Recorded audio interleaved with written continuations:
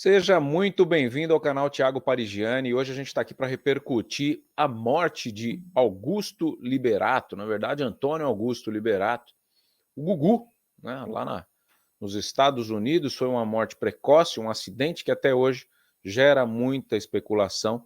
E a gente teve acesso a esse vídeo aqui do canal Futeboteco. É um corte com o jornalista Flávio Rico, um jornalista muito respeitado.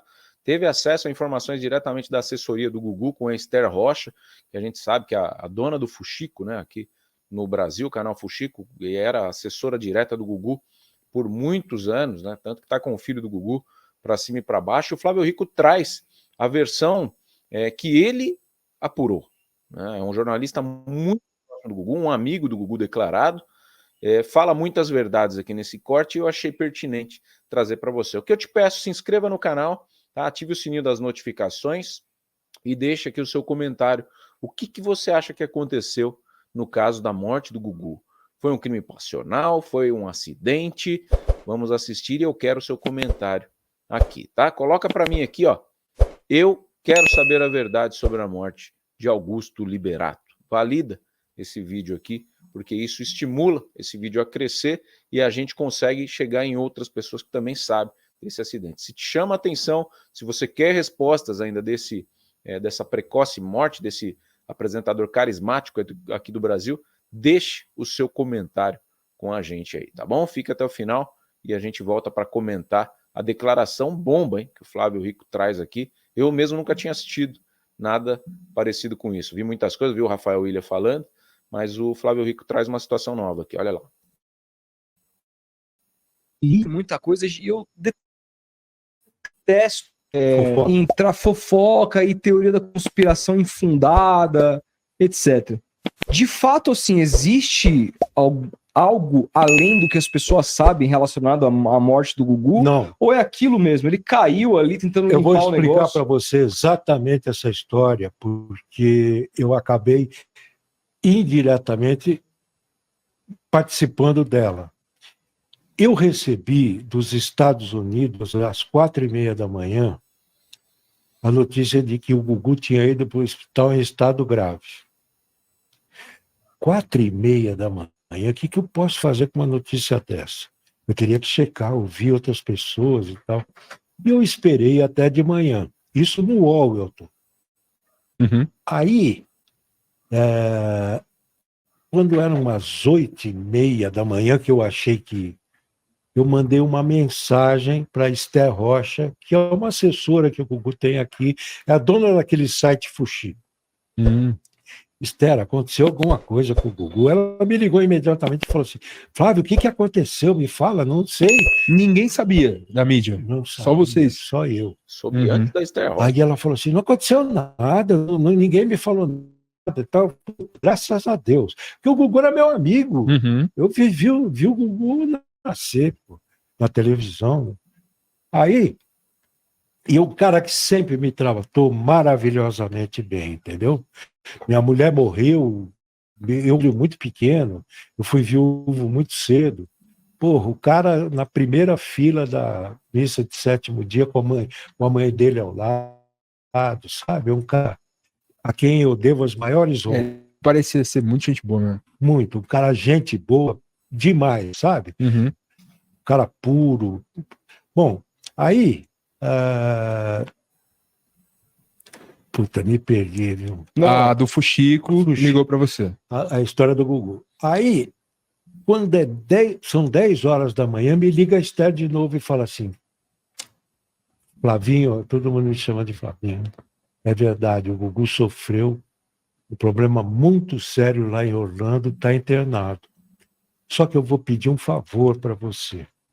Não dá notícia que a Dona Maria e o Augusto, que é o irmão, estão embarcando agora às 11 horas para os Estados Unidos. A Dona Maria não está sabendo de nada. Você segura? Eu falei, claro, não dá. Ela falou assim, não dá. Eu falei, tudo bem. Aí fiquei quieto. Esqueci, juro, que o fato não ia dar mesmo. Aí, 1h30 da tarde, liga a Esther. Flávio, posso te pedir um favor? Você pode publicar a notícia? Eu falei, é melhor você dar, porque você está sabendo o que aconteceu, do que qualquer outro dar e começar a especulação em cima. Aí eu peguei, dei a notícia, foi a minha maior audiência no UOL.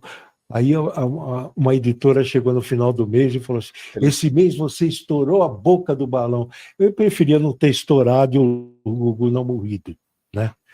Aí a notícia, e a verdade verdadeira é a seguinte, o Gugu chegou naquela tarde em Orlando, o ar-condicionado da casa dele não estava funcionando, e ele foi se meter a bacana e consertar mesmo o negócio. Nossa. Só que ele subiu e ele pisou no teto de gesso. Ele saiu da viga e pisou no teto de gesso. Quando ele pisou no teto de gesso, ele meteu a testa com tudo na queda, numa barra de ferro. Foi ali foi ali o acidente. Não foi nem o que ele caiu boba, cara. Não foi nem o que ele caiu no Foi lá em cima. Foi lá em cima o negócio. Ele caiu direto, assim, o corpo solto. Tum! Deu um choque. Aí ele caiu meio que de lado, etc. Não foi nem de cabeça. Caramba. E foi essa a história. Nossa, cara. Cara, E aí foi uma agonia, fatalidade, porque ele estava no Funcionário hospital. para fazer isso. E aí vai inventar um monstro, entendeu? Não, inventaram muita coisa. A gente leu teoria muita da conspiração. Como depois também, aquela briga entre filho, mulher, por herança, aquele negócio todo, um negócio descabido, né? E esse papo agora de que ele tem um filho aí, né? Suposto filho que ele teria sido pai aos 14 anos. Aquele homem lá que apareceu agora. Você acredita nisso? Claro que não. Mesmo porque o Gugu jogava no outro time, ele não gostava disso. Ele era gay. Ele era gay, ele não sabe.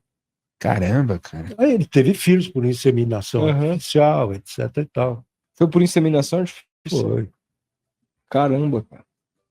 Mas aquela briga por herança, um negócio tão... Porque ele deixou tanta coisa aí. Sim. Né? Sim. E esse caso veio à tona, né, das filhas, saiu na própria Record, Globo, fez matéria, Fantástico. Foi uma comoção também. Quê? Pô, sabe, no velório aqui, na Assembleia Legislativa, pô, já estava um mal-estar, rapaz. Sabe? Negócio muito desagradável. Então, esse é o Flávio Rico, né? E se tem uma coisa que eu respeito, né? Além do nome que o Flávio tem no meio, né? É o jornalista idoso. O jornalista, depois que ele passa de uma certa fase, não que o jornalista jovem não tenha, né? Mas o idoso, ele não mente. O idoso, ele fala o que ele realmente apurou, ele não tem interesse, né? Mesmo porque a gente quer partir daqui com uma situação, não que o idoso vá morrer antes que o jovem também, posso estar, né, falando de um jeito que você perceba errado. Mas quando a gente chega numa meia-idade para cima, a gente olha e fala, cara, eu não precisei mentir até aqui, cara, não vai ser agora, né? E muita gente comentou nesse vídeo aí, falando que o Flávio tá jogando do lado da família, que não sei o que e tal. Mas qual é a outra versão que conseguiram apurar? O que não me entra na cabeça é o Gugu não ter um funcionário nessa bendita casa. Porque eu me coloco no lugar, eu sou um cara, né, classe média. Média menos, né? Não sou o Pablo Marçal, milionário, nada disso, não é longe, né? Eu chego numa casa no exterior que eu não tenho domínio, que não era a casa de vivência dele habitual, ele, né, passava um tempo lá, um tempo aqui, e aí tem um problema no ar-condicionado. Não tem um caseiro para explicar o porquê que o ar não está ligando? Ele vai lá, aperta o botão do ar, não funciona, ele vai subir na casa de máquinas do ar-condicionado? Pô, ele é o Gugu, cara. Ele tem funcionários, ele tem empregados na casa dele. Não é? Não é a gente que... Eu tenho uma pessoa que me ajuda 2 vezes na semana na minha casa, mas se eu chegar e ter uma pessoa lá para cuidar da casa, quando eu chegar eu falar, olha, o ar tá quebrado, o que aconteceu? É assim que acontece na minha loja, por exemplo, eu não fico o dia inteiro.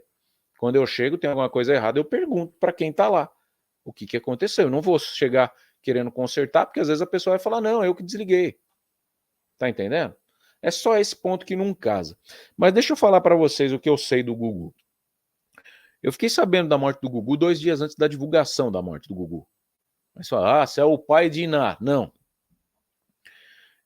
Eu apurei junto a um... Começou um monte de fake news. Assim como surgem até hoje, né? Morreu o Silvio Santos. Os caras começam... Vira e mexe vem, né? Um clickbait aí. Morreu o Silvio Santos. Aí você vai checar, né? Eu já nem checo mais o Silvio Santos, porque eu sei que o Silvio Santos ele é infinito. Graças a Deus a gente vai ter ele por muito tempo ainda aqui. Eu fui checar o Gugu, né? Chamei um grande jornalista amigo meu, não vem ao caso trazer o nome aqui, mas é um jornalista do segmento de fofoca, celebridades, dos melhores do Brasil, tá? Sou amigo do cara, né? Tenho livre acesso ao WhatsApp, mandei e falei, olha, é verdade? Ele falou, não só é, como estão fazendo uma cirurgia para pegar o olho dele, que era daqui, e veio parar aqui, para poder fazer o enterro com o velório com o caixão aberto. Aí eu fui muito trouxa, escrevi no meu Facebook. Gugu infelizmente nos deixou. Pra que eu fiz isso? Até a minha família começou, o que você está fazendo? Eu falei, realmente eu não sou jornalista de celebridade, né? Eu não ganho nada em falar isso. Por que eu fui falar isso? Foi o instinto jornalístico, né? De querer divulgar uma coisa triste dessa aí, que falou mais alto, eu fui lá e apaguei o comentário. Apaguei. E 2 dias depois, aí veio o dia 21 de novembro, a confirmação da morte do Gugu. Porque muita gente, a notícia era que ele foi em estado grave para o hospital. Na verdade, a informação é que ele já foi morto. Ele já morreu nessa queda aí, como o Flávio trouxe. Levaram para o hospital, viram que não tinha jeito, sabendo de quem era, quem se tratava, uma celebridade que ia ter uma comoção nacional, tentaram fazer essa cirurgia plástica, né? Já no cadáver do Gugu. Muito triste, né? Realmente muito triste. E então é essa história do Gugu. Se você tem alguma opinião a respeito, assim como eu emiti a minha, que eu acho muito estranho ele não ter tido um funcionário ali, né? O Rafael Willian já chegou falando que pode ser um crime passional, inclusive vamos tentar trazer o Rafael um dia aqui, mas prova mesmo, contundente, ninguém tem, né? Se você sabe de alguma coisa que foi dita a você, se você é dos Estados Unidos, teve alguma informação, se você teve acesso à casa, né, coisa que nem o Cabrini acho que conseguiu entrar lá, fala aqui pra gente, deixa o seu comentário, se inscreva, curta e compartilhe. A gente espera no próximo vídeo. Um grande abraço. 18 de janeiro de 2017 foi o dia em que o ministro Teori Zavascki acabou sofrendo um acidente aéreo e a gente vai saber os detalhes desse acidente agora. Muita teoria da conspiração, muito papo contraditório, muito papo politizado, o que é uma coisa que a gente está abominando aqui, né? A gente politiza o que tem que ser politizado, o que não tem que ser politizado, a gente traz a real. Então, opinião técnica pelo Lito aqui do canal Aviões e Música, tá? Um canal que eu assisto, que eu gosto de consumir o conteúdo e que eu trago aqui com o maior prazer, porque sei que é um cara sério, que trabalha direito e traz as informações com a melhor qualidade, com a maior clareza possível e imaginável na parte técnica de aviação. Não tem para ninguém. Canal Aviões e Música. Recomendo demais. Lito, explica para a gente o que aconteceu nesse dia do acidente do ministro Teori Zavascki. A gente já volta com os comentários aqui para você. Fica comigo até o final. Se inscreva no canal se não me conhece. Meu nome é Thiago Parigiani, sou jornalista. Ative o sininho das notificações, deixe o seu joinha e eu quero aqui o seu compartilhamento. Foi acidente? Foi a mando de alguém essa tragédia? Teve uma manipulação política por trás? Não teve? Eu quero saber o que você acha, mas ouça com atenção as palavras do Lito. 8 de janeiro de 2000, Osmar Rodrigues Mazinho recebe uma ligação. Era Carlos Alberto Filgueiras, o dono do Hotel Emiliano, um dos hotéis mais luxuosos do mundo, e também o proprietário do avião que ele pilotava, um King Air C-90 GT, de matrícula Papa Romeo Sierra Oscar Mike. Mazinho deve ter estranhado a ligação, porque quem ligava para marcar os voos era geralmente a secretária e nunca o patrão. A missão seria decolar no dia seguinte para Paraty, com mais 3 passageiros, além do próprio Carlos Alberto. Entre esses 3, o ministro relator da Lava Jato, Teori Zavascki. Senta que lá vem história. O vídeo de hoje sempre foi muito pedido aqui no principalmente contava com personagens sensíveis da história política recente do Brasil. Todas as informações factuais que eu vou passar nesse vídeo constam do relatório final apresentado pelo CENIPA. Eu apenas transformei as informações para ficarem mais entendíveis por todo mundo. Como em todo relatório, é preciso ter primeiro respeito com as vítimas do acidente. E a razão principal do relatório existe justamente evitar acontecimentos futuros. O CENIPA é um órgão extraordinário de investigação de acidentes aéreos. Eu conheço alguns dos técnicos que trabalham tanto no CENIPA quanto nos CERIPAs, e eles possuem um método e uma disciplina exemplares. E por isso é um órgão acreditado que já foi solicitado a auxiliar até em investigações fora do país, dada a expertise que eles têm. São cabeças pensantes mesmo. Por isso, deve ser dolorido quando um relatório final é produzido depois de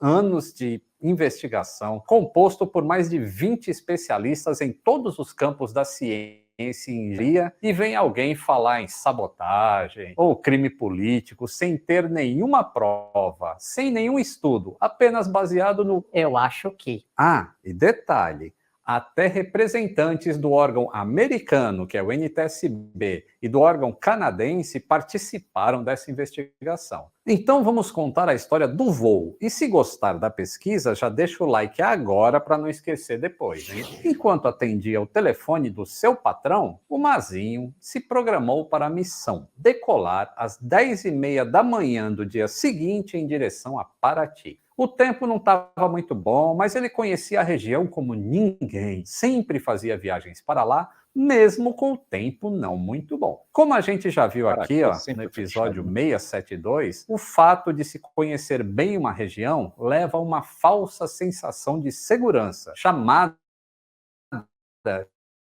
de consciência de fumaça. Durante todos os que o piloto esteve trabalhando com o operador, ou seja, o dono do avião, né, jamais deixou de fazer um voo programado. O operador era tido como uma pessoa exigente e impositiva, mas, de acordo com relatos durante a investigação, não realizava intervenções durante o voo. Geralmente se envolvia em conversas com mais alguém no avião, ou então ficava na leitura dele. Na quinta-feira, dia 19 de janeiro, como sempre fazia, o piloto chegou mais cedo ao hangar no Campo de Marte para preparar o voo e abastecer o Papa Romeo Sierra Oscar Mike. Aqui mostrado nessa foto do colega Rafael Brescia. O plano de voo foi apresentado às 7h35 da manhã, com previsão de decolagem para as 10h30. Neste momento, não havia nenhum problema lá no aeródromo de Paraty que pudesse restringir a viagem, e as informações meteorológicas indicavam condições favoráveis ao voo visual, mas com possibilidade de degradação por chuva contínua e presença de nuvens do tipo cúmulos encastelados nas próximas horas. O relatório final apresenta as imagens dos satélites meteorológicos indicando chuvas constantes em Paraty no momento do acidente. Por volta de 9 da manhã, a aeronave foi abastecida com combustível suficiente para ir do Campo de Marte até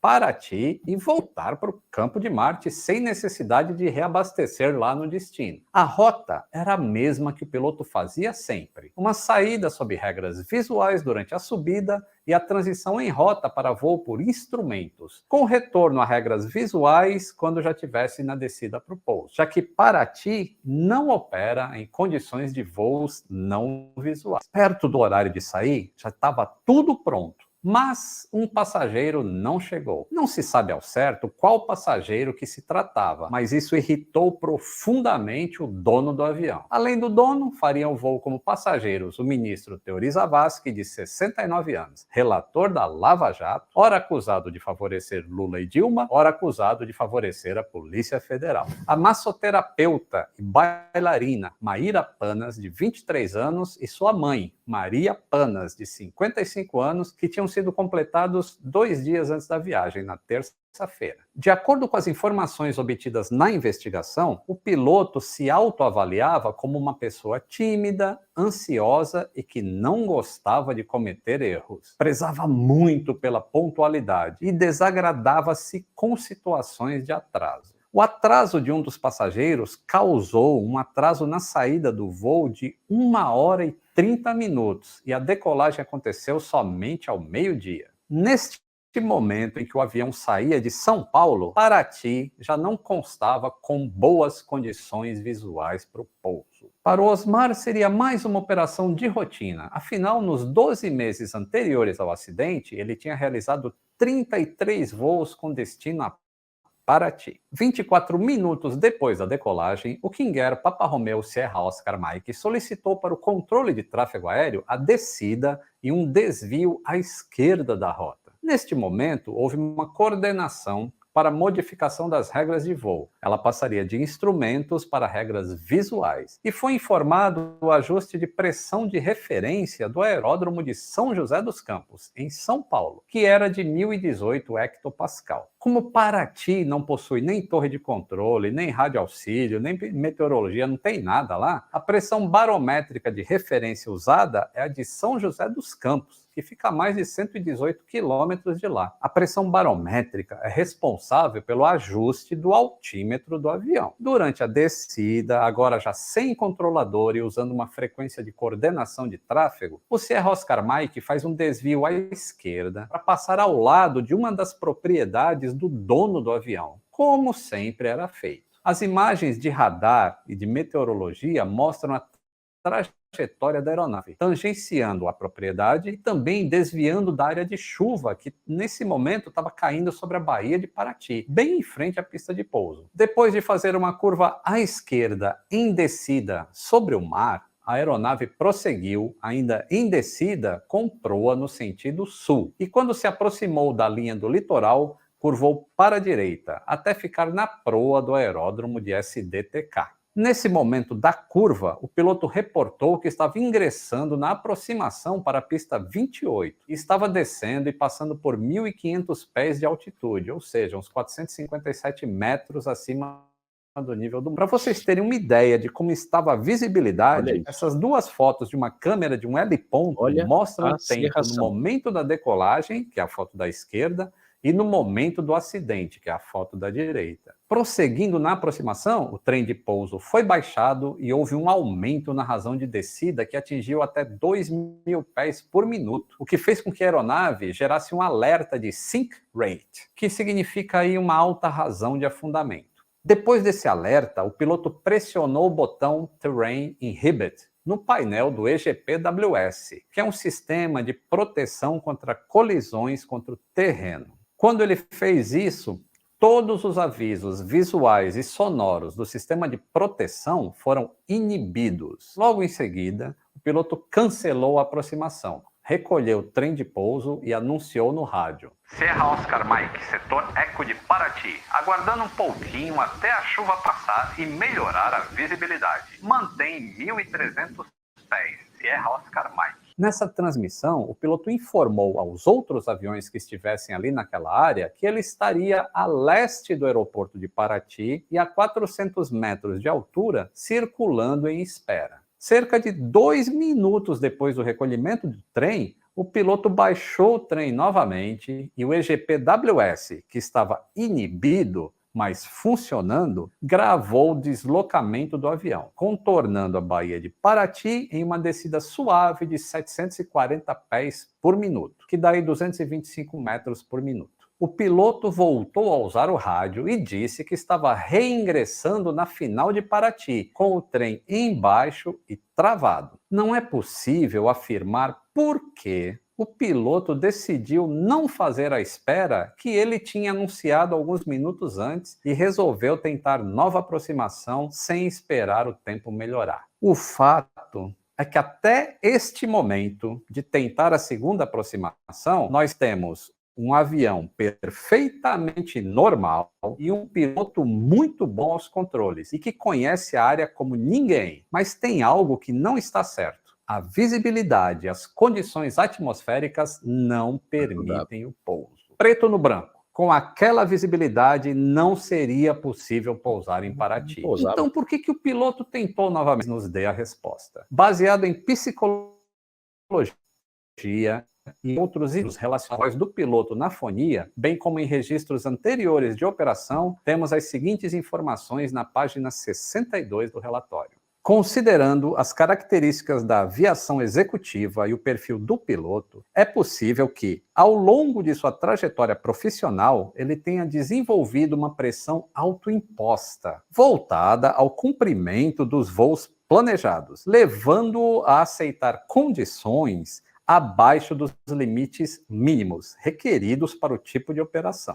A arremetida realizada após a primeira tentativa de aproximação e a verbalização de que iria aguardar a melhoria das condições meteorológicas indicaram que, inicialmente, o piloto havia identificado as condições que inviabilizavam a aproximação para o pouso. A análise dos parâmetros de voz, fala, linguagem do piloto evidenciou que ele estava tenso naquele momento do voo. As variações observadas em seu estado emocional indicaram que, mesmo após sair da condição adversa gerada pela chuva e dirigir-se ao setor ECO, que é este do aeroporto, o piloto ainda se encontrava ansioso. As circunstâncias daquele voo, que havia atrasado e irritado o operador, bem como o perfil do piloto, que evitava conflitos, podem ter elevado o seu nível de ansiedade. Tal cenário pode ter levado o piloto a buscar alternativas para concluir o voo de modo a atender aos anseios do operador. Esta foto mostra a trajetória que ficou registrada pelo EGPWS. Ao 12h43, a aeronave estava a apenas 270 pés de altura, que daí 82 metros, e com uma velocidade em relação ao solo de 222 km por hora. 30 segundos depois, o gravador de voz da cabine grava o som de um impacto e encerra a gravação. O Sierra Oscar Mike, baixando cada vez mais a sua altitude para ter visibilidade, havia tocado a asa direita na água, na Baía de Paraty, com uma grande inclinação de curva, o que indicou uma desorientação espacial. Todos os ocupantes do avião perderam a vida. Mas como é que pode um piloto tão experiente se desorientar? Eu acho que esse é o ponto mais importante de toda essa investigação. Criar a consciência de que todos nós estamos sujeitos à desorientação espacial, até os astronautas. E as redes de segurança existem para se mitigar esse risco, entre elas a não operação em aeroportos abaixo dos mínimos. Mas o que é essa desorientação espacial? O nosso corpo consegue permanecer orientado, ou seja, em pé e equilibrado, ou andando na rua, por conta de 3 coisinhas importantes que a gente tem. A nossa visão, o nosso sistema auditivo e sensores que existem em nossa pele, músculos e tendões e essas coisas. 80% do nosso equilíbrio vem da visão. A gente olha para frente, vê o horizonte e sabe que está reto ou inclinado. 10% do equilíbrio vem do nosso sistema vestibular, que simplisticamente é tipo um nível de bolha que a gente tem no ouvido. Apesar de ser apenas 10%, quando a gente perde o sistema vestibular, já não consegue nem se equilibrar direito. Vocês já viram uma pessoa com crise de labirintite, por exemplo? Eu tenho. Pois é. Os outros 10% são sensores na pele, nos músculos, nos tendões, que sentem esforços, pressões e etc. Com tudo isso funcionando bem, a gente consegue se equilibrar andando, dentro de um ônibus, no metrô e tudo mais.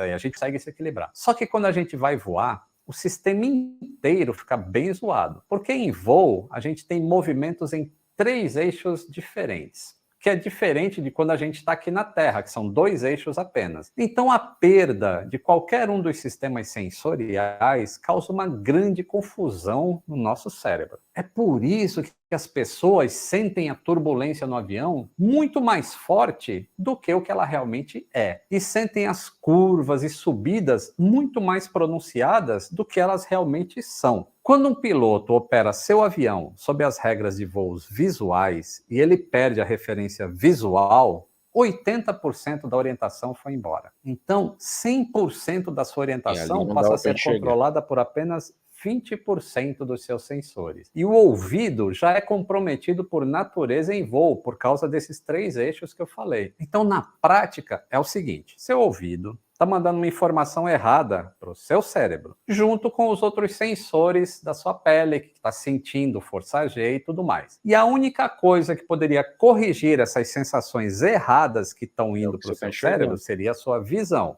E como você não tem visibilidade, o seu cérebro passa a construir uma ilusão de equilíbrio extremamente falsa do que está realmente ocorrendo. Sobram, então, os instrumentos para ajudarem os pilotos. Mas para ti, não opera por instrumentos. Eu simplifiquei bastante, tá, essa questão da desorientação espacial, tá, pessoal? Existem fatores que agravam ainda mais a desorientação. Por exemplo, curvas com cargas acima de 1G e também a ilusão visual de terreno homogêneo, que ocorre em voos sobre a água, precisamente o caso, o piloto estava fazendo uma curva de grande inclinação e o terreno estava homogêneo. Sem falar que ele estava com alta carga de trabalho, ele não tinha um copiloto para auxiliar e também estava abaixo dos mínimos de visibilidade. Um outro fator para se operar lá em Paraty apenas de maneira visual é justamente o ajuste do altímetro, o que indica a altitude do avião. Como não existe estação meteorológica lá em Paraty, os dados de pressão, como eu falei, vêm lá de São José dos Campos. E isso pode causar uma diferença de até 36 metros,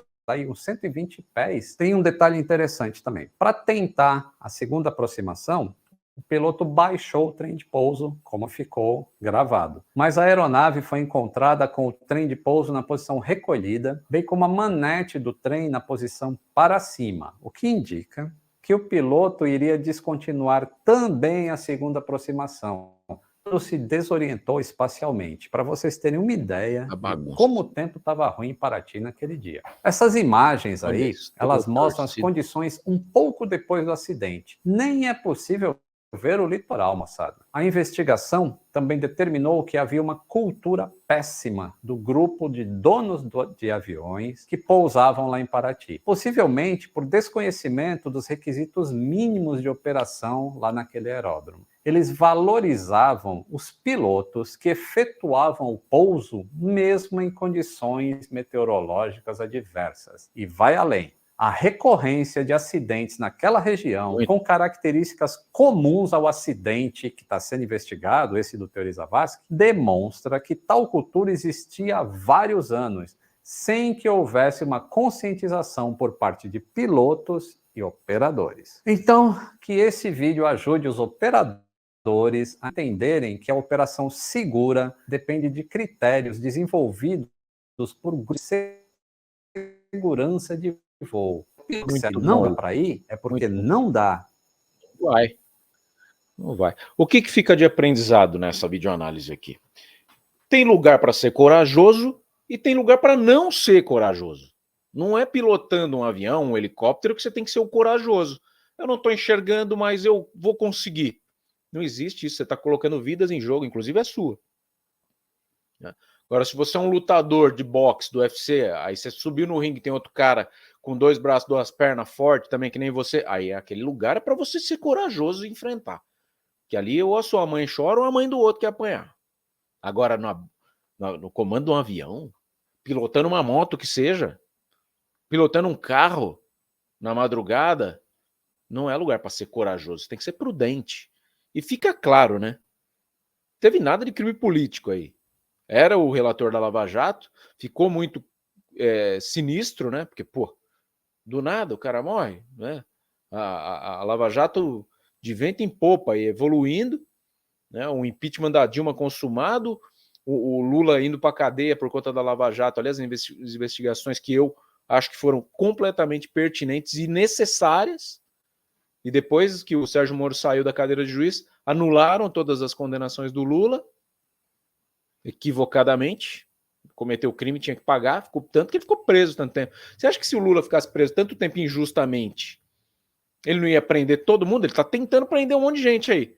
Mas você acha que ele ia ficar de boa? Ele aceitou, ele sabe onde ele errou. Ele sabe. Não tem um anjo na política ali. Não temos um anjo no trono da presidência.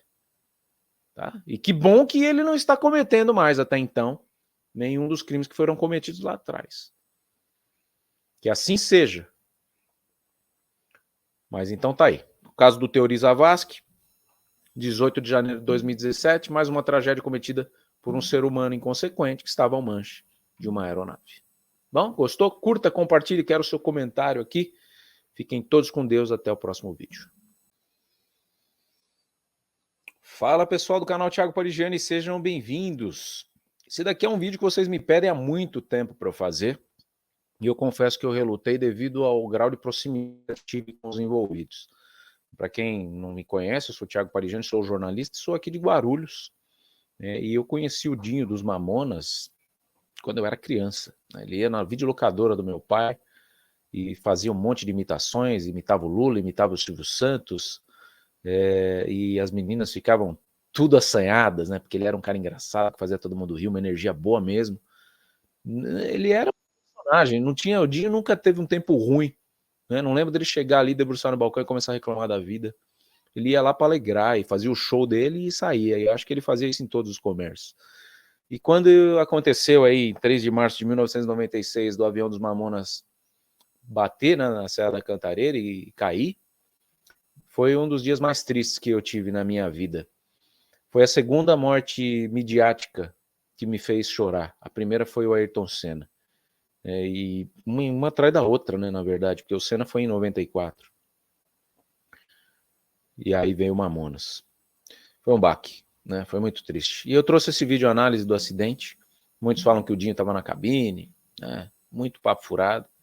E aí tem uma análise do Lito, que é do canal Aviões e Música, um canal que eu assisto, que eu gosto, que eu recomendo para vocês assistirem, para vocês entenderem o que levou aquele avião a colidir naquele fatídico dia 3 de março. Turnê, com shows marcados por todo o país, às vezes fazendo até 4 shows por dia. O sucesso era tanto que o Brasil tinha ficado pequeno e em breve iriam para Portugal, onde começariam uma turnê internacional. E é claro que com esse tanto de show rolando, eles precisavam de um avião para se locomover. E esse avião é o Learjet 25D, de matrícula Papatango Lima Sierra Delta, que era do táxi aéreo Madrid. O Learjet 25D, bem como os demais jatos da Learjet, foram desenvolvidos a partir de um protótipo de um caça suíço, o FFA P-16. Apesar desse protótipo ter sido cancelado, Bill Lear acreditava que boa parte daquelas características eram boas para um jato executivo, nascendo assim a Learjet e o próprio Learjet 25.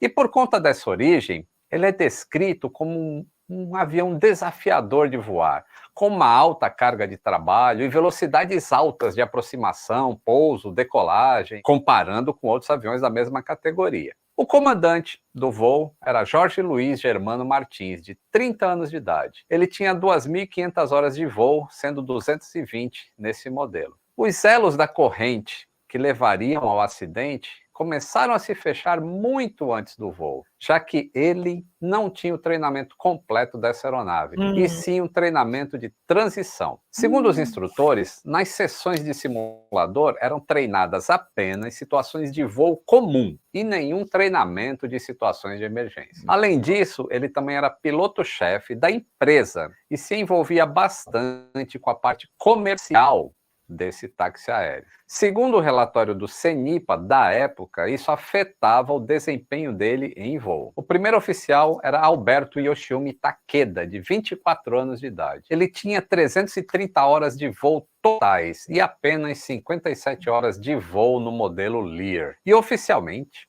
estava em instrução nesse tipo de aeronave. Só que ele não era contratado desta empresa, que não tinha nem mesmo um programa de instrução, apesar de Jorge Luiz ter certificação para ser instrutor do Alberto. Na prática, a única tarefa que o Alberto fazia no voo era fonia, ou seja, comunicar-se com os órgãos de controle de tráfego aéreo. No dia 2 de março de 1996, o show seria em Brasília. A banda estava na expectativa, porque aquele era o último show da turnê. E no dia seguinte, eles iriam para Portugal, onde eram aguardados ansiosamente pela mídia e pelo público português. Apesar do show ser só à noite, a tripulação iniciou o dia muito cedo. O comandante e o primeiro oficial se apresentaram no hotel às 6h40 da manhã. Para se apresentarem nesse horário, com certeza eles acordaram bem antes disso. Às 7h10 eles decolaram de Piracicaba até o aeroporto de Guarulhos e permaneceram no avião prontos para decolar novamente.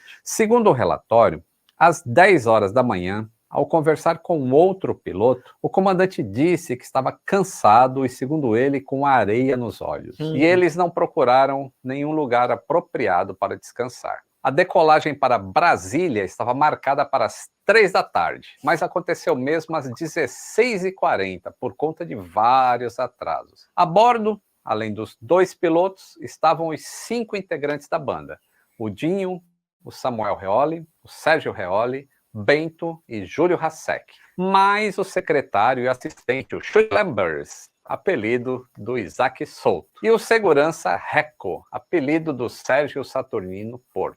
Eles chegaram a Brasília por volta de 18 horas e a banda seguiu para o estádio Mané Garrincha, onde o grupo fez a sua apresentação, enquanto os pilotos permaneceram lá no avião. As 4.000 pessoas que estiveram no estádio tiveram uma oportunidade única. Sem saber, eles se tornaram as últimas pessoas para os quais os Mamonas se apresentariam. Depois do show, era hora de voltar imediatamente para Guarulhos, já que a viagem para Portugal e o início da turnê já era na tarde do dia seguinte. Os portugueses os aguardavam com o mesmo carinho e receptividade que os brasileiros vinham dando a eles durante essa turnê. Segundo os regulamentos de fadiga da época, por ser uma tripulação simples, a jornada total entre o tempo voando e o tempo à disposição não poderia ultrapassar 14 horas. Portanto, pelo regulamento, os pilotos não poderiam fazer esse voo de volta. Eles tinham que ir para o hotel descansar e só poderiam decolar para Guarulhos na manhã do dia seguinte. Para fins de curiosidade, só tem que, né? Toda agada, né? Não vamos falar na complexidade da palavra, mas toda agada grande começa de uma agadinha, entendeu? Se respeitassem os limites humanos, né? Isso é falha humana, total. Não preciso nem concluir o vídeo aqui para saber que é isso, é para isso que ele está conduzindo. Foi uma baita falha humana. Não é, é o Dinho que estava na cabine pilotando o avião. Pô, olha aí, um monte de negligência. Piloto também atuava na parte comercial, né? O copiloto jovem, 24 anos, pouquíssimas horas de voo na aeronave. Por isso que eu falo, esses aviões pequenos, vocês vão me desculpar. É preconceito. Eu não viajo, tá? Eu viajo em voo comercial já morrendo de medo. Que eu acho muito grande, eu acho fantástico o avião. Como é que levanta um bicho pesado daquele, né? É física pura. Gênios que fizeram aquilo. Com um monte de gente, com banheiro, com mala. Cara, surreal. Agora, esses aviõezinhos pequenos, os aviõezinhos de hélice, vocês me desculpem se vocês compraram, se você que está assistindo aqui viaja com isso aí. Eu acho tão radical quanto fazer um bungee jump sem corda. Loucura, né? É rir para não chorar. É rir para não chorar. Eu não entro nisso aí, não. Só, tá? O regulamento da diga de hoje em dia é ainda mais rigoroso do que era lá em 1996. São 12 horas só de jornada e até 9 horas voadas. Mesmo assim, eles partiram às 21h58, pouco mais de 3 horas e meia depois da chegada. Nesse momento, já passava de 15 horas a jornada de trabalho deles. A decolagem e o voo de cruzeiro transcorreram normalmente. Porém, durante o pouso, a fadiga de quase 16 horas de jornada e a formação daquela tripulação sem treinamento adequado cobrariam um alto preço. No início da descida, eles foram vetorados pelo controle São Paulo até o procedimento Charlie 2. Vetorar significa que a proa, a altitude e a velocidade que os pilotos deveriam seguir eram dados pelo controlador de tráfego aéreo. Lima Sierra Delta, faça agora a curva esquerda para a proa 131 no 30 para o localize. Ainda assim, eles estavam voando rápido. Em certo ponto, o controle mandou o Lima Sierra Delta descer para 5.500 pés, mas eles desceram para 4.900, 600 pés abaixo do solicitado. Mas as instruções não foram mais seguidas como deveriam. Eles vinham desacelerando o avião, mas a partir desse ponto, eles não só não desaceleraram mais, como passaram a não controlar a velocidade nem a altitude e não usaram mais a fraseologia padrão. Sem desacelerar, o Learjet chegou próximo ao marcador externo muito alto, muito rápido e fora do eixo que deveria estar. Além disso, com tanta energia, não seria possível desacelerar o avião até a chegada da pista. E o Lear nem sequer estava configurado para pouso. Tanto os flaps quanto o trem de pouso não haviam sido baixados. Então a única opção era arremeter, o que foi uma decisão acertada. Porém, com a alta carga de trabalho do avião e o comandante fazendo tudo sozinho, quando foram transferidos para se comunicar com a Torre de Guarulhos, levaram tempo para entrar em contato para receber a autorização de pouso. E quando entraram em contato, já estavam curvando à esquerda e informaram apenas que estavam arremetendo. O Learjet estava à esquerda do eixo da pista, com uma velocidade de 205 nós. O procedimento padrão de arremetida em Guarulhos para voos por instrumentos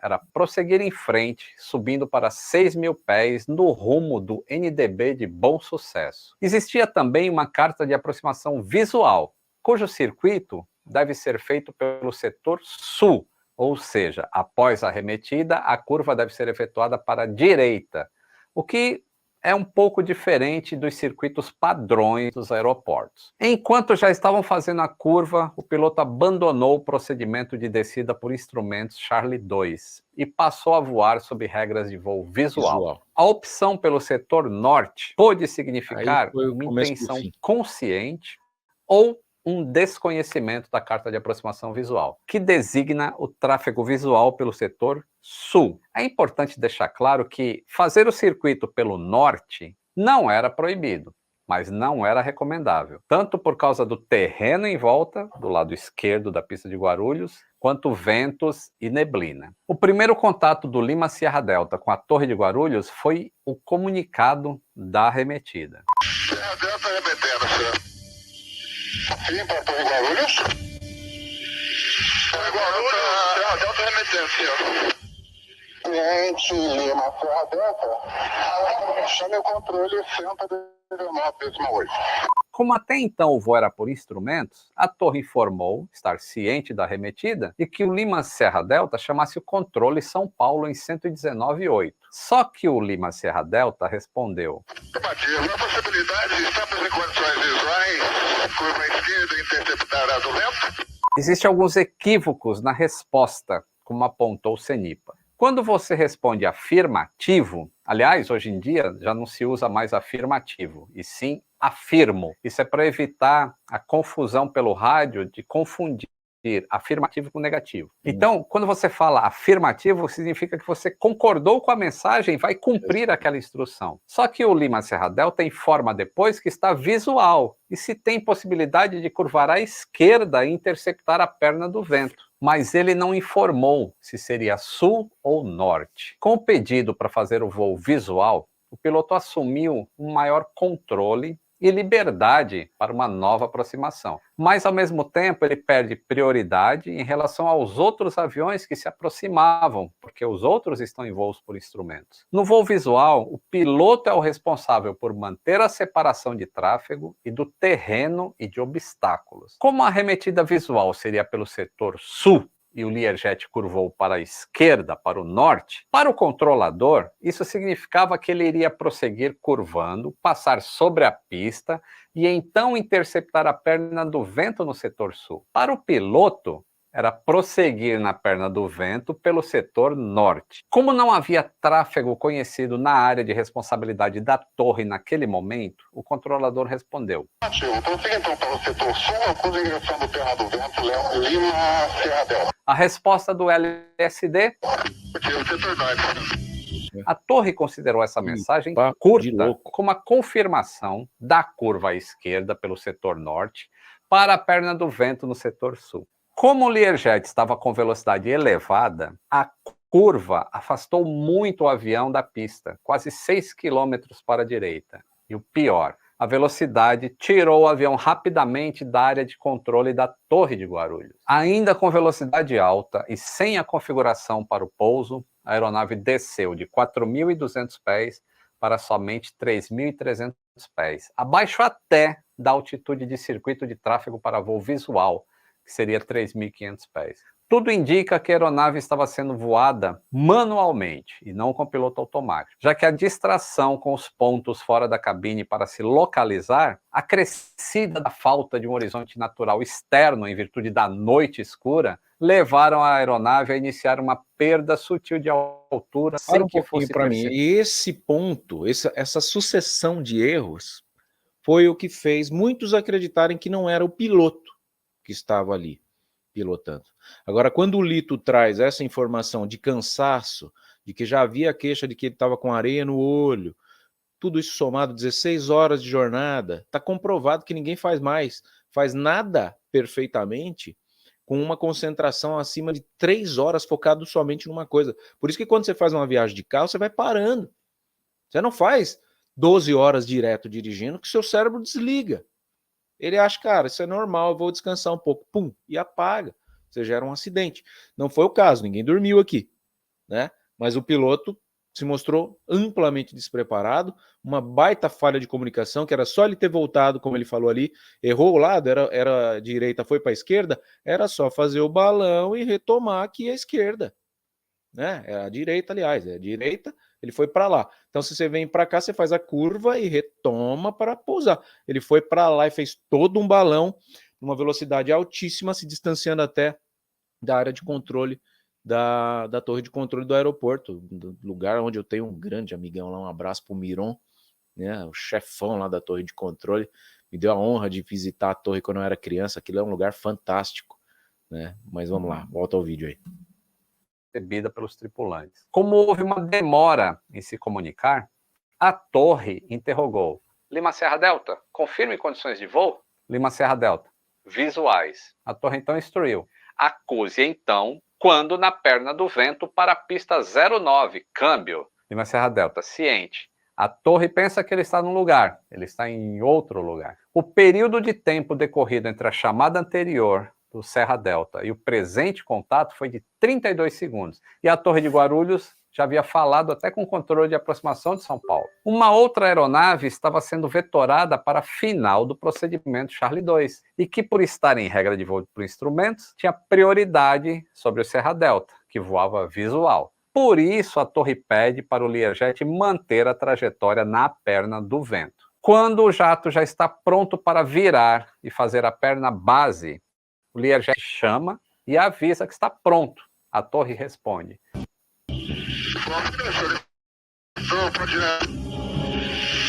Chame da presente posição o controle São Paulo, 119,8. Temos 2 aeronaves em aproximação. Chama aquele controle para o encaixe na aproximação pouso aeronave. O Serra Delta chamou então o controle São Paulo, que interrogou suas condições de voo. Serra Delta, São Paulo, quais são as condições de voo? Visual no setor, senhor, estamos na base, aprofundando aqui. Mantém a perna do vento aqui, mantém a perna do vento, que eu tenho o tráfego que está à sua esquerda na posição de 10 horas agora. Tem aproximação instrumento. Aqui ocorre mais uma confusão na comunicação, já que ele estava na perna do vento e não na perna base. Se ele estivesse na base, haveria conflito de tráfego com a aeronave de passageiros que se aproximava. Enquanto permaneceu na perna do vento, o Serra Delta perdeu altura em cerca de 400 pés. Ele seguia agora em direção à Serra da Cantareira. Infelizmente, a aeronave não era equipada com o sistema de aviso de proximidade com o solo, que é o Ground Proximity Warning System, ou GPWS, como é chamado aqui, que alertaria os tripulantes da sua proximidade com o solo. Enquanto aguardava a sua vez de virar, o Learjet sumiu da tela do radar. O Lima Serra Delta estava em voo nivelado quando colidiu com a serra. Logo após o acidente, o CENIPA e as demais autoridades se debruçaram sobre os fatos para dar uma resposta à sociedade. O relatório, em uma versão resumida, foi divulgado em 28 de maio de 1996, menos de 3 meses depois do acidente. Como fatores contribuintes, o CENIPA dividiu em 2 fatores, fator humano e fator operacional. Como fator humano, citou a fadiga dos tripulantes. No momento do acidente, o tempo da jornada já chegava a 16 horas e 30 minutos, o que afetou o desempenho dos pilotos e a tensão durante o voo. Como fatores operacionais, o CENIPA citou que a instrução de ambos para operar o avião era deficiente, o que era uma consequência da falta de um programa de treinamento autorizado. Além disso, o CRM foi inexistente, já que eles não configuraram o avião para pouso e vários pequenos erros se juntaram, fazendo com que o acidente acontecesse. O relatório também cita a falta de preparação e planejamento. Caso tivessem se preparado melhor, o final daquele voo teria sido completamente diferente. Além disso, apesar do Learjet 25 naquela época não ser obrigado a ter gravadores de voz na cabine,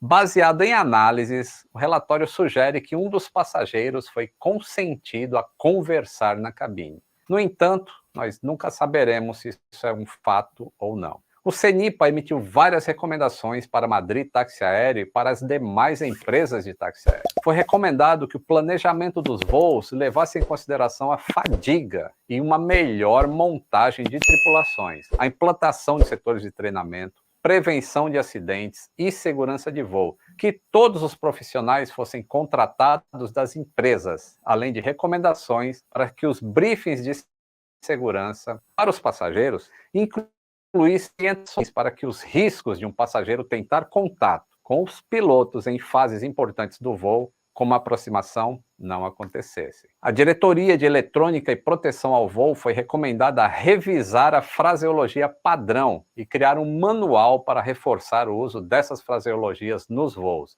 já que em alguns momentos ela não foi utilizada. Já o DAC, que agora é a ANAC, foi recomendada a acompanhar mais de perto as escalas de tripulantes e a adiantar a exigência da instalação do gravador de vozes em todas as aeronaves de táxi aéreo com mais de 6 passageiros, mesmo as aeronaves turbohélice monomotor ou bimotor. Na época do acidente, a recomendação era para aeronaves a jato, que tivessem mais de 10 assentos, para ter o gravador de voz. E ele só seria obrigatório em 1999, praticamente 3 anos após o acidente. Além disso, também recomendou o DAC que as mesmas aeronaves que seriam obrigadas a ter gravador de voz recebessem o GPWS, sistema que teria salvado aquele voo.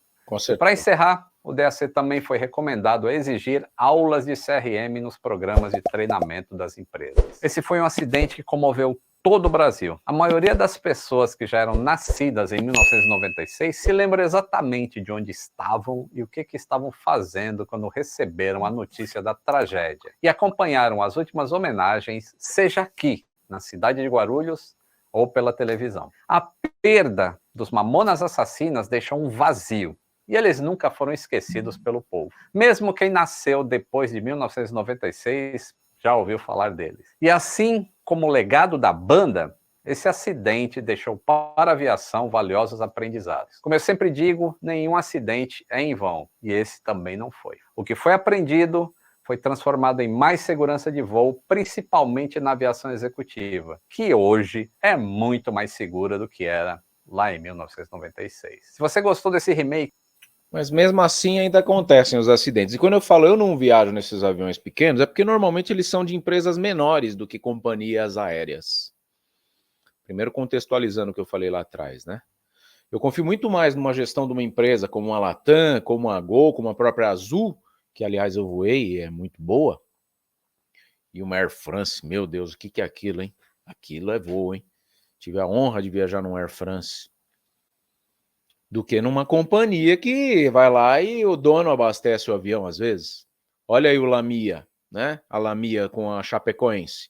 Era um avião de grande porte de uma empresa privada. O cara economizou no combustível. Pô, entendeu? Brincando, uma coisa é você economizar no seu Velotrol. Aí você quer pôr R$10 de gasolina para ir na esquina e voltar, e depois você já põe de novo. Num avião você tem que ter combustível sobrando, pô. Né? Acontece um imprevisto, você tem que dar uma volta a mais em cima do aeroporto, não vai ter combustível, o negócio cai. Então são erros absurdos que a gente vê. O caso da Marília Mendonça também foi um jatinho, né? O nome dela é Jennifer, lá que eu esqueci o nome do cantor agora.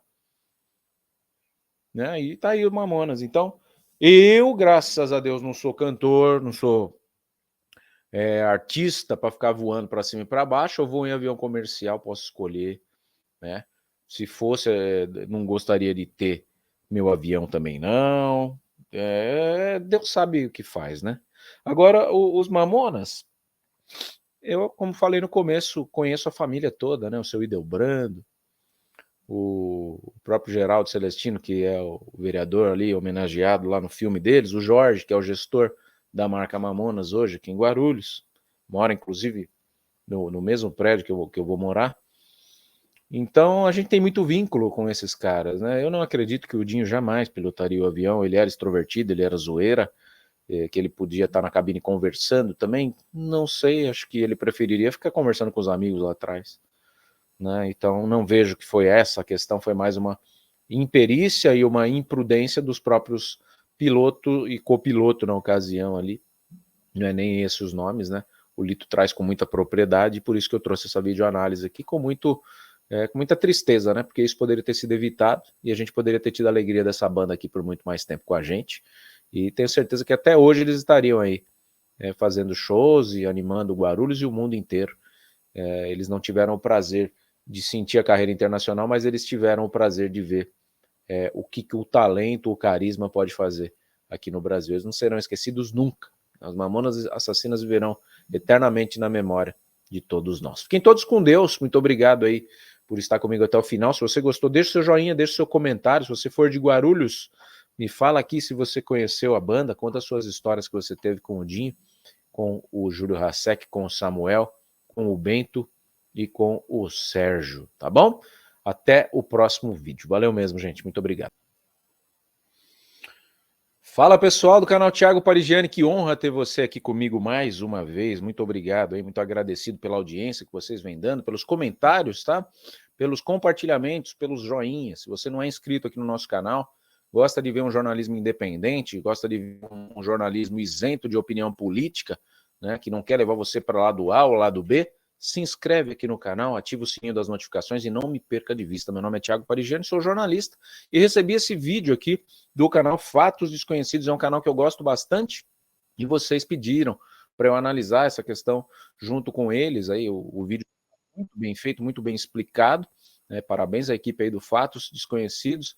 É uma honra poder contribuir e espalhar esse tipo de conteúdo, porque é um conteúdo de muita qualidade, e eu vou fazer a minha análise com os meus comentários aqui para você que está. Quero também o seu comentário, o que você acha que está acontecendo no Sul, muita gente falando que é culpa de um projeto que se chama O Sul é Meu País, né, que isso pode ser um castigo que o Rio Grande do Sul esteja pagando. Eu acho que Deus não é um Deus de ódio, não é nada, é um Deus que perdoa, né? A nossa natureza aconteceu essa catástrofe aí, mas muita gente se questiona por que o Sul, né? Poderia ter acontecido em qualquer lugar do Brasil, e aí sim vem o fato de que tem esse projeto aí que queria apartar o Rio Grande do Sul, Paraná e Santa Catarina do mapa do Brasil, criar um país independente com esses 3 estados, e é muita gente falando besteira, na verdade, né? Eu acho que não é porque meia dúzia pensa em apartar e cria um projeto que tem que generalizar para todo um estado pagar uma conta caríssima dessa daí. Mais de 600 mil pessoas desabrigadas, mais de 250 pessoas aproximadamente perderam suas vidas, né? E fora, sem falar de questão comercial, né? É até muito difícil falar nisso dentro desse contexto. Eu relutei muito para fazer esse tipo de conteúdo, porque é uma coisa que pode acontecer com qualquer pessoa, com parentes nossos, e a gente não quer que aconteça para ninguém. É uma tragédia climática, a maior tragédia climática da história, né, sem precedentes aqui no Brasil. E vamos ver o que traz o vídeo para a gente poder fazer os comentários. Enquanto isso, você vai interagindo comigo aí. A calamidade que 230 municípios afetados pelas últimas chuvas na região sul do país. Os eventos naturais, como o El Niño, o avanço das frentes frias e o volume histórico da precipitação, influenciado pelo avanço das mudanças climáticas, são os principais responsáveis por essa tragédia. No entanto, existe outro elemento que está alarmando os especialistas, principalmente para o desenrolar dos eventos nos próximos dias. O nível das águas nos rios e lagos que não está diminuindo, o que pode agravar ainda mais a situação com a chegada das próximas chuvas. No vídeo de hoje, nós vamos entender os principais motivos que fazem bom, né? com que a água não Esse baixe desenho é sensacional. como esperado e quais as consequências que isso pode acarretar para os moradores da região, considerando que a situação poderá se normalizar apenas no final deste mês de maio. Um dos principais fatores que tem aumentado a gravidade do cenário que estamos enfrentando é a impossibilidade da própria natureza conseguir se regular sozinha, como deveria acontecer. Isso acontece por inúmeras razões. Mas hoje vamos nos concentrar na vazão das águas. O aumento de volume de água em uma bacia hidrográfica pode gerar 3 consequências principais: a enchente, a inundação e o alagamento. Apesar de geralmente usarmos esses termos como sinônimos, existe uma série de diferenças entre eles. Vamos conhecê-las rapidamente. As enchentes são fenômenos relativamente normais, caracterizada por um aumento do nível do lago, rio ou até mesmo no oceano. Ela pode ser provocada por um aumento nas chuvas, degelo de calotas polares, pelo recebimento de mais água de um afluente e por aí vai. Isso é algo comum, especialmente nas mudanças de estações, já que é esperado que haja uma diferença no volume de água da estiagem para o período chuvoso. As enchentes até podem provocar riscos para nós, humanos, mas apenas em casos específicos, em que o contato com o rio é direto. Isso porque, neste caso, a elevação do nível da água não ultrapassa a capacidade do leito do curso d'água, portanto, não há transbordamento. Porém, quando essa capacidade é excedida e o rio passa a ocupar uma área maior, extravasando o seu curso natural, temos uma inundação. Isso acontece nos casos em que o volume de chuvas é muito intenso ou quando a capacidade do escoamento da bacia hidrográfica está prejudicada por algum motivo. Aqui, os riscos são mais elevados, especialmente para populações ribeirinhas, plantações ou quem habita e frequenta nas proximidades de cursos d'água e seus afluentes.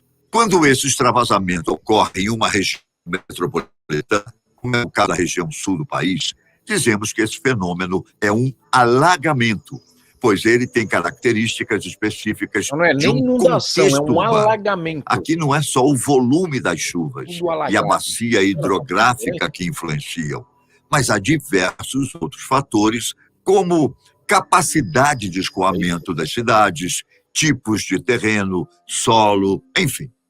Além disso, este é o principal cenário em que as vidas humanas são afetadas, o que pode ser observado diariamente nos noticiários e em outros vídeos publicados por nós aqui no canal. O fato é que, além da quantidade, intensidade, frequência e volume das chuvas, a possibilidade de que toda essa água dê vazão para as próximas precipitações é algo fundamental. Do contrário, tudo isso se acumula em uma só região, fazendo com que a situação se agrave cada vez mais. É o que tem acontecido no município de Guaíba, por exemplo, que fica na região metropolitana de Porto Alegre, no Rio Grande do Sul. Por lá, as águas do corpo hídrico, que leva o mesmo nome da cidade, subiram mais de 2 metros acima da cota de inundação, fazendo com que o excedente alagasse a maior parte da região. Especialistas têm feito medições frequentes no local e notaram que, em 3 dias, seu nível abaixou apenas 7 centímetros, Muito pouco. longe do ideal para prevenir novos desastres. Isso acontece porque o Guaíba deságua na Lagoa dos Patos, mas a passagem é muito estreita para dar vazão a um volume tão grande. Além disso, a lagoa também está inundada e não com tudo o que precisa para o oceano, pelo menos não de maneira rápida o suficiente. Por isso, os municípios daquela região, como Pelotas e Rio Grande, já estão em alerta máximo, pois a soma do volume destes dois cursos pode provocar desastres ainda maiores. As estimativas do Centro Nacional de Monitoramento e Alertas de Desastres Naturais, SMADEM, e do Serviço Geológico Brasileiro, SGB, dizem que a inundação por lá deve durar cerca de 20 dias, o que é bastante preocupante. Aliado a isso, a água acumulada nas bacias dos rios Taquari, Jacuí e Caí, onde também choveu muito forte, fez com que a vazão média do Guaíba passasse de 2.000 metros cúbicos por segundo para cerca de 25.000 metros cúbicos por segundo, de acordo com as estimativas do coordenador do Sistema de Alerta Hidrológico do Serviço Geológico Brasileiro, SGB, Arthur Matos. Isso significa que há um volume de água 10 vezes maior do que o normal, sendo escoado pela mesma passagem estreita. Por isso o processo é tão lento, especialmente se as chuvas continuarem. Vale lembrar ainda que choveu o esperado para o outono inteiro em apenas 4 dias, o que acabou gerando toda essa situação. Como se não bastasse todo esse contexto, há ainda outro agravante. Os fortes ventos que também estão assolando a região dificultam o escoamento da água, pois estão soprando no sentido contrário à vazão. Então existe um volume maior para ser escoado pela mesma passagem estreita, mas ao mesmo tempo há uma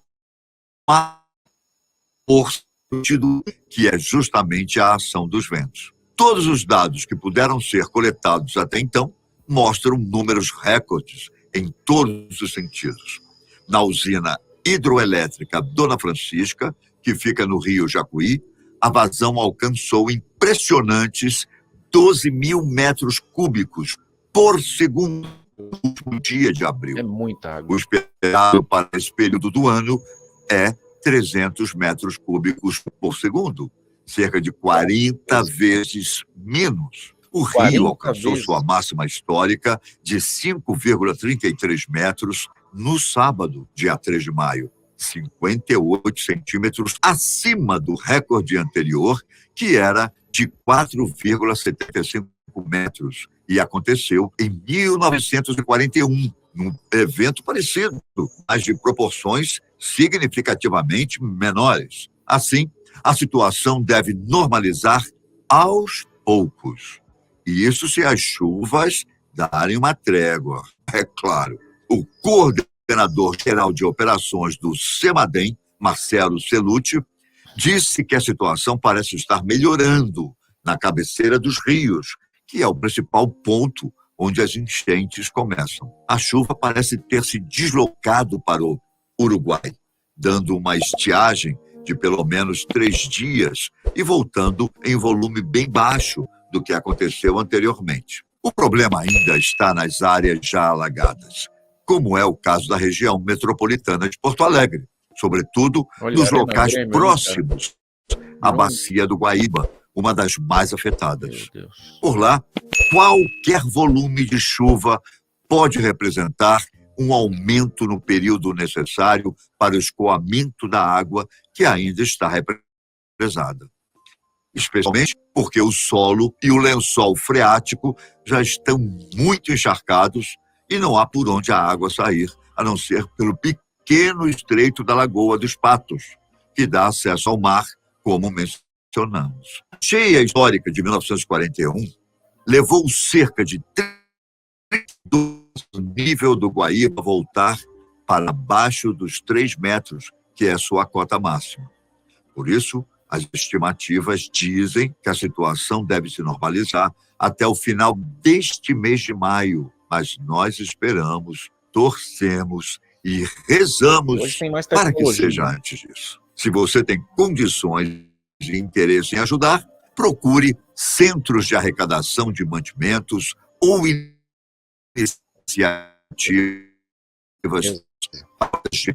Hora de nos unirmos e mostrar que o Brasil é formado por um só povo. Até o próximo vídeo. Grande abraço. Muito bom. Tchau. Sensacional o vídeo. Parabéns. Parabéns ao canal Fatos Desconhecidos. Sensacional. É bem melhor eu trazer um vídeo para repercutir do que eu tentar fazer o que eles fizeram, né? É um trabalho muito bem feito, muito completo. Você vê, o que acontece ali é um alagamento, porque é uma região metropolitana, não é nenhuma inundação. Eu achava que era uma inundação, foi inundada, não. Está alagado, né? Virou um lago, toda aquela questão ali. O governo federal tem uma reunião que propõe aí um auxílio de R$5.000 para 100 mil famílias. Isso daria uma injeção de R$500 mil lá, né? O pessoal comprar geladeira, fogão. Criou-se um ministério também. O Pimenta está encabeçando o 39º ministério. É um ministério para pegar recursos do exterior e aplicar no Rio Grande do Sul. Vai ter esse ministério enquanto durar esse problema todo. Em 1941 foram 32 dias, mas a tecnologia que existe hoje pode permitir um aceleramento disso. Porém, a tragédia lá em 1941 não foi nem metade do que aconteceu dessa vez. E, na verdade, o rio tomou posse, né, do espaço das casas ali e teve essa inversão toda aí. Eu tinha visto algumas imagens da Arena do Grêmio. Você fala, poxa, você se impressiona com a Arena do Grêmio? Não, é que é um estádio, né, grande. E tá lá na ponta. Eu achei que não tinha chegado até ali, mas chegou. Né, todas as casas ali engolidas, é uma tristeza muito grande. É um conteúdo que eu não gostaria de ter que pôr aqui no canal, mas pediram, né? Muita gente me pediu, e é o que eu falo: se você tem condições, doe e ajude. Não é roupa mais a questão, é alimento, né? É água potável, mande água. Aí o governador hoje, o Eduardo Leite, chegou e falou que isso está atrapalhando até o próprio comércio ali. É uma situação, né? De tanta ajuda, ninguém está comprando nada, mas cara, se for para não comprar e não morrer de fome também, a gente sabe que o nosso Brasil ele é muito rico nessa questão, e fome dificilmente alguém vai passar, porque é um povo muito solidário, e todo o poder emana do povo realmente, e é nessas horas que a gente vê, né, que os governantes chegaram bem atrasados. Bem atrasados. Se não fosse o voluntariado nessa tragédia, se não fossem os veterinários se doando ali, os resgatistas, os bombeiros civis, e até mesmo os cidadãos ali no entorno, né, que se colocaram no lugar ali, se valem da empatia, né, pelo bem-estar do ser humano, do irmão, e fica a nossa solidariedade ao público gaúcho, ao povo gaúcho. A gente tem muitos inscritos daí, e mesmo que você está enfrentando problemas hoje para ter acesso aí aos nossos materiais, vocês serão sempre muito importantes aqui para nós, tá? Podem ter certeza que a gente está junto nessa, e o que puder fazer, procure pontos de arrecadação que chegue lá na ponta. Tá? Não fique fazendo pix aí à torta direita, que tem muito oportunista, assim como os saqueadores de casa, né? Porque é o fim do mundo, a pessoa tá com a casa inundada e pega um bandido saqueando a casa dele ali, como se o mundo tivesse acabado e a pessoa tá pensando em dinheiro ainda. É impressionante. Você gostou do conteúdo? Se inscreva, né? Ative o sininho, se já é nosso inscrito, deixa o seu joinha, valide, escreve aqui. Eu tenho solidariedade com os meus irmãos do Sul, valide esse vídeo, tá? Eu tenho solidariedade com os meus irmãos do sul do nosso país. Fiquem todos com Deus, até o próximo vídeo. Fala pessoal do canal Thiago Parigiani, de novo aqui para desvendar o mistério que cerca aí os acidentes aéreos mais emblemáticos do Brasil, né? Compartilhando aí o conteúdo do canal Aviões e Música, do Lito, que, pô, autoridade no assunto, tá presente em todos os podcasts aí. Quero ver se o Lito um dia vem aqui no nosso canal. Vai ser uma honra ter ele aqui. E hoje a gente vai falar do acidente que levou a vida do Ricardo Boechat. Aconteceu dia 11 de fevereiro de 2019, um acidente de helicóptero no meio da capital paulista, uma coisa cinematográfica, um filme de terror, né? Uma coisa cinematográfica no sentido de terror, aterrorizante, talvez uma das piores mortes que eu vi alguém ter na vida, né? Com requintes de crueldade relatado aí, com o helicóptero caindo em cima dele e ele, né, ali agonizando, tentando um socorro, tentando sair, e em sequência o helicóptero explodindo, uma coisa, né, bizarra, né? E aí, o que será que aconteceu com esse helicóptero? É isso que a gente vem aqui relatar. Eu quero a sua participação, seus comentários, né? Se você tem medo de voar de avião, escreve aqui para mim. Se você não tem medo, se você voa de helicóptero, se você gosta, você já sabe que eu sou um baita de um cara temeroso, para não dizer uma palavrão, estragar a live aqui, e falo helicóptero e avião pequenininho eu não ando. Eu ando de avião comercial e ainda assim eu entro como passageiro, entro como passageiro e aterrizo como sobrevivente. Para mim é sempre uma aventura, né, sair do chão. Eu sou um entusiasta da aviação, mas eu gosto de ver o avião lá em cima e eu aqui embaixo. Eu uso porque tem que usar, né? Ninguém vai conhecer o mundo se não for com um avião ou com um barco, né? Um navio bem grande aí de cruzeiro. Mas então a gente usa quando tem que usar. Mas agradeço muito por não precisar ficar voando sempre, né? E vira e mexe tem aí um político que cai, um cantor que cai. Nesse caso, foi um grande jornalista, uma grande perda no jornalismo brasileiro, porque realmente o Ricardo era um cara diferenciado. Não tive a honra de conhecê-lo pessoalmente, mas quem fala do Ricardo fala sempre com muito carinho e lembra com o olho sempre marejado. Fala, Lito, pra gente o que aconteceu. Poderia ter sido evitado esse acidente, meu querido? 11 de fevereiro de 2019. Ricardo Mornak ganhou 3 vezes o prêmio ESSO, um dos prêmios de maior prestígio do jornalismo brasileiro, perde a vida em um acidente que começou a acontecer de forma latente 30 anos antes.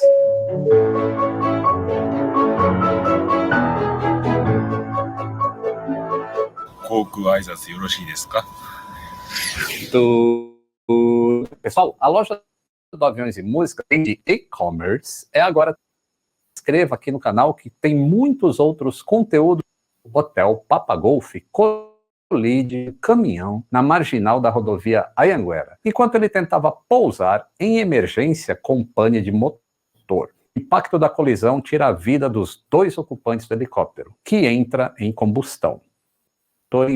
Esse acidente começou a acontecer 30 anos antes. Em junho de 1988, o compressor do motor deste helicóptero passou por uma revisão geral. A próxima revisão deveria ser feita depois de 3.500 horas de voo. Um dos itens dessa revisão geral consistia na inspeção do rolamento número 2 do eixo do compressor, uma das partes fundamentais para o funcionamento adequado do conjunto compressor e turbina. Em dezembro de 2011, 23 anos depois da última revisão documentada, o helicóptero entra em revisão de manutenção. A sua turbina e caixa de engrenagens é revisada, mas o compressor não é inspecionado. Faltam 8 anos para acontecer um acidente. E então, em maio de 2017, 29 anos depois da última revisão, inspetores da ANAC, que é a Agência Nacional de Aviação Civil, fazem uma vistoria técnica na aeronave e a consideram não aeronavegável. Entre as diversas não conformidades encontradas, tinham diversas inspeções de manutenção vencidas. Nessa imagem aí que mostra o documento de não conformidade da ANAC, está em grifo a inspeção de 3.500 horas do compressor do motor. Os inspetores da ANAC, tão escorraçados por alguns operadores, havia quebrado o elo de uma corrente que levaria a um acidente. O helicóptero não poderia mais voar até que todas essas não conformidades estivessem corrigidas. Faltava 21 meses para o acidente. O operador então providenciou a correção das discrepâncias, incluindo a remoção do compressor do motor para a revisão geral. Um outro compressor foi instalado no helicóptero, e esse novo tinha as horas zeradas desde a última revisão. A documentação de toda essa manutenção executada foi entregue para a ANAC, que realizou uma nova vistoria técnica e liberou o helicóptero para voo no dia 9 de agosto de 2017. E então, no dia 18 de outubro do mesmo ano, só 70 dias depois da liberação pela ANAC, o compressor novo foi removido do helicóptero e o antigo foi reinstalado. E o pior, não constava nenhum registro de manutenção executada no módulo desse compressor. Nesse momento da história, a última revisão tinha sido feita há mais de 11.066 dias. Isso mesmo, pessoal, mais de 30 anos sem uma revisão em um módulo que deveria ser inspecionado a cada 3.500 horas. Em apenas mais 116 dias, ele iria... Cara, eu defendo uma coisa. Vocês podem me criticar se vocês quiserem, vocês podem me chamar de medroso, o que vocês quiserem. Mas o avião, cara, ele sai do chão e não tem onde parar lá em cima. Não tem uma base. A gente não vive no mundo dos Jetsons. Então, para mim, e pelo que me falaram, o avião comercial é assim, tá? O avião, a cada pouso e decolagem, pousou, decolou, vai o mecânico, checa tudo, correia, né? Vê tudo direitinho. Ah, o avião comercial tem 4 turbinas, Thiago. Ele funciona até com uma, ele pousa, eu sei. Por isso que eu vou nele. Entendeu? Agora, um helicóptero, um aviãozinho de pequeno porte, qualquer falha leva a uma tragédia. Então, a vigilância em cima dessas aeronaves, e eu falo isso que eu moro perto aqui do Campo de Marte, vira e mexe, cai um negócio aqui, tá? Não é uma coisa normal. Eu moro perto do aeroporto de Cumbica e perto do Campo de Marte. E quando dá as cagadas é do Campo de Marte, não é do avião aqui do aeroporto de Congonhas, o André Franco Montoro. Que ali o negócio é profissional. Agora ali tem um monte de amador aprendendo a voar. E aprender a voar não é querer aprender a dirigir. Você bate o carro na parede, mas você não cai em cima da casa de ninguém. Então eu acho que isso aí tem que ser muito melhor fiscalizado, sabe? Tem que ter... A ANAC tem que ter um rigor muito alto nessas pequenas aeronaves aí. Olha que vergonha que ele tá trazendo pra gente aí. Segue aí. Ia travar em pleno voo, mas sem antes indicar ao piloto que a falha estava próxima. Para a gente entender quanto tempo um helicóptero faria essas 3.500 horas de voo, vamos perguntar para o VHD, o Vitor Hugo, piloto e especialista em asas rotativas. Saudações aeronáuticas, tudo bem com vocês? Bom, rapaziada, tudo bem? Meu nome é VHD, para quem não conhece ainda.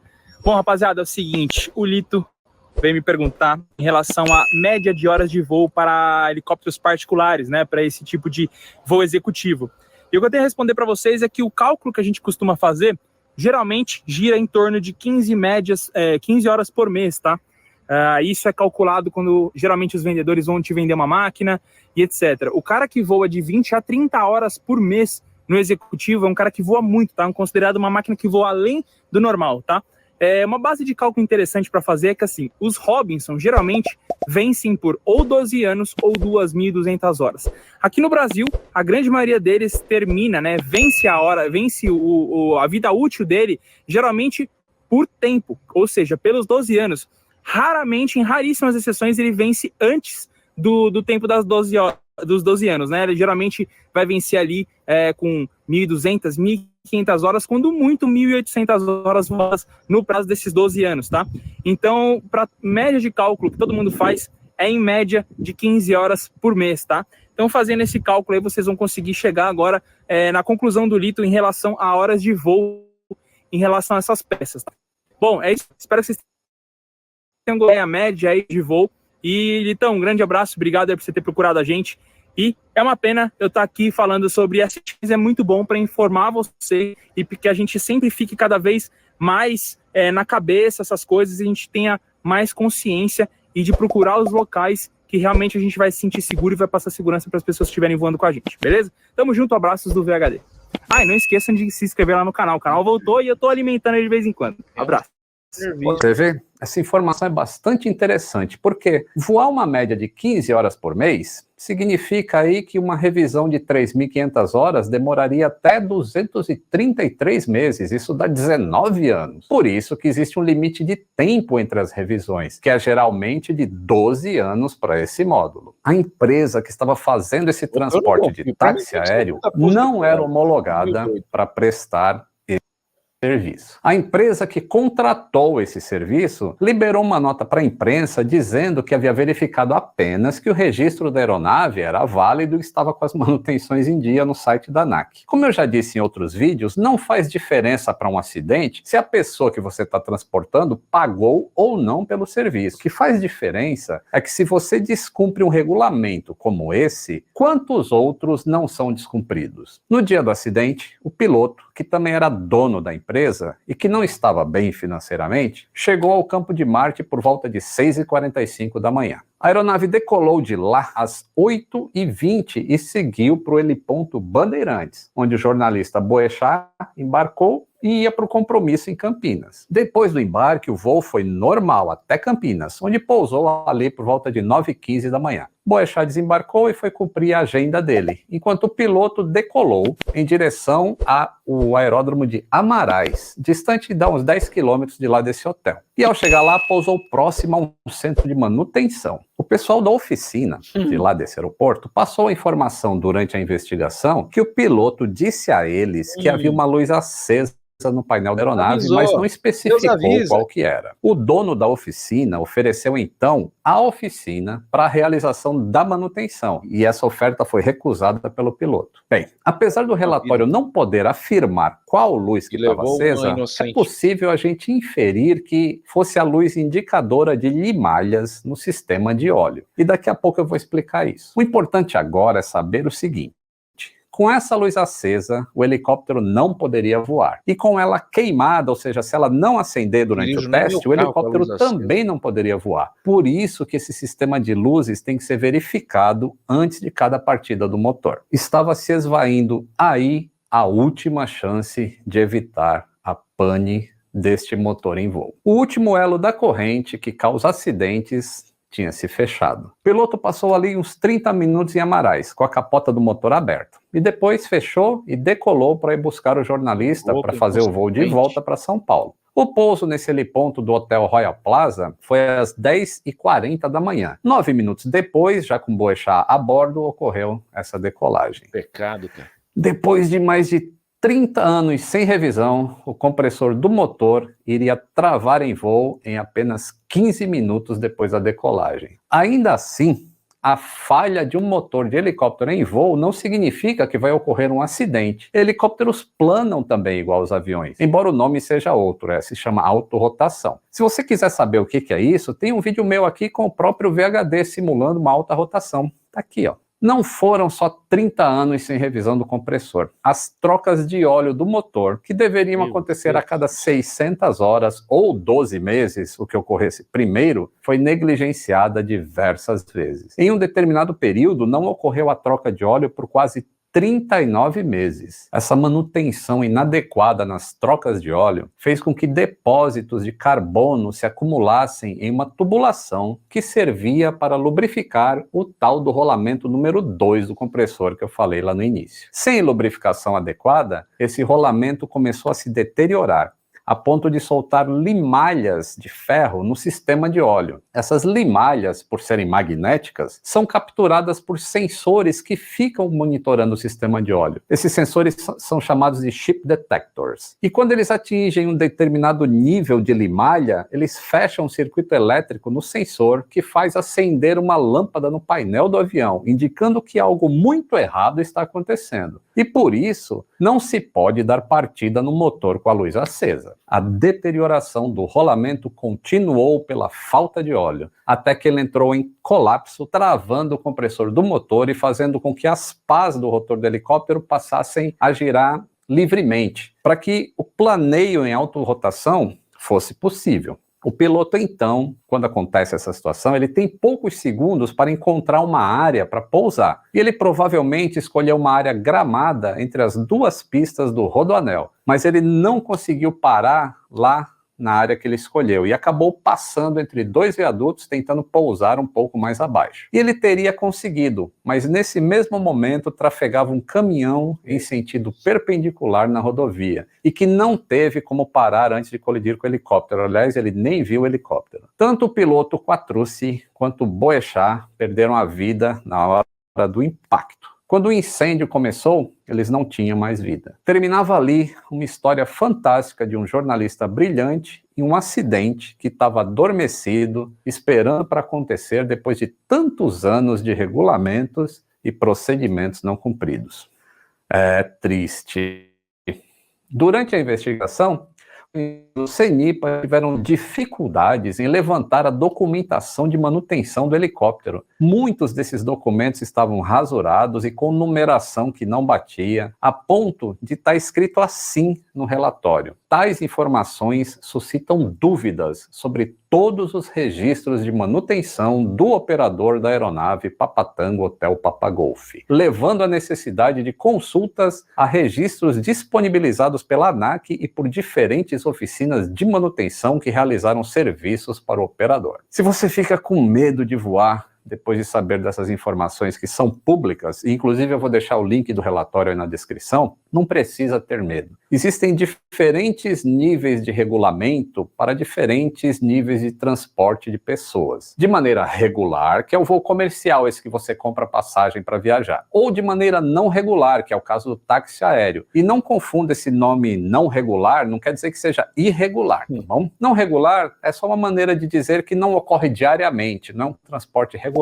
para essas mesmas rotas. Então, depois desse acidente e da nota da imprensa da empresa que contratou o serviço de transporte, a ANAC disponibilizou um aplicativo chamado Voe Seguro, em que você coloca o prefixo do avião que você vai voar, ou a razão social da empresa que você está contratando, e ele informa se aquele avião ou empresa é de táxi aéreo e se está homologada para transportar passageiros pagantes. O link desse aplicativo também vou deixar aí na descrição. Uma outra maneira de você não sentir tanto medo também, ou olhar por um outro prisma a questão da segurança, é o seguinte: esse helicóptero voou mais de 30 anos sem uma manutenção adequada no compressor e ainda com trocas de óleo fora do padrão para que o motor viesse a falhar. Eu acho que isso é um atestado da qualidade do material aeronáutico, você não acha? Ficam as lições tanto para os operadores quanto para as oficinas. O importante é seguir os procedimentos de manutenção e operação para a gente manter o nível de segurança aérea. Obrigado, Lito, mais uma vez. Sensacional, né? Então, isso é uma prestação de serviço. Você está querendo voar, você não é tão agão como eu, vai pegar um helicóptero ou um avião pequenininho, entra aí no Voe Seguro, né, da ANAC, e coloca lá o prefixo da aeronave. Beleza. Aí eu já começo a ter até um pouco mais de coragem. Esse é um bom serviço a ser divulgado. Agora, é injusto, né? Você entrar numa aeronave sem saber desses BOs todos aí, né? E que culpa o Boechat teve nisso? Ele contratou um táxi aéreo. Só isso. E não tinha o aplicativo para ver. Então, perde-se uma aeronave, perde-se 2 vidas e perde-se um baita de um jornalista insubstituível. Até hoje não tem ninguém da mesma qualidade do Boechat no nosso jornalismo. Triste, porém real, foi o que aconteceu. Dia 11 de fevereiro de 2019, os detalhes eu já te trouxe no começo, né? Acabou caindo, bateu num caminhão, caiu e depois pegou fogo. E relatos dizem que o Boechat ainda estava em vida quando ele pegou fogo, ou seja, morreu, se machucou na queda e morreu queimado. Pô, existe morte pior que essa? Eu desconheço. Deixe seu comentário, se inscreva, curta e compartilhe. Até o próximo vídeo. Valeu!